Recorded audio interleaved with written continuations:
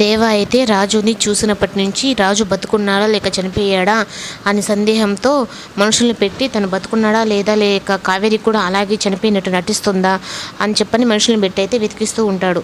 ఈ లోపలైతే తనకు ఫోన్ చేసి లేదన్నా కావేరి చనిపోయిందంట, జైల్లో కూడా అడిగి కనుక్కున్నాను అని అంటే రాజు కూడా చనిపోయాడంట అని చెప్పంటే లేదు రాజు బతికే ఉన్నాడు, అయినా మొత్తం ఎంక్వైరీ చేయండి, రాజమండ్రి మొత్తం తిరిగి తను రాజు ఎక్కడున్నాడో కనిపెట్టండి అని చెప్పంటూ చెప్తాడు.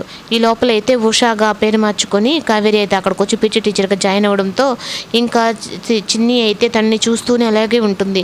స్కూల్ మొత్తం చూపిస్తాను రండి అని చెప్పని పాత టీచర్ అయితే తనకంతా చూపిస్తూ ఉంటే ఈ లోపల చిన్ని అయితే తనని వెనకాల వెళ్ళి అమ్మ అని చెప్పని పట్టుకుంటుంది. ఎంతకీ వదలకుండా ఉండేటప్పటికీ నేను మీ అమ్మని ఏంటి, అసలు నాకు పెళ్ళే కాలేదు, డెహ్రాడూన్లో పుట్టిన నేను ఇక్కడ మీ అమ్మని ఎలా అవుతాను అని చెప్పనని తను మాట్లాడుతుంటే చిన్నికి అయితే ఏం అర్థం కాకుండా లేదు నువ్వు మా అమ్మవేను అని అంటుంది.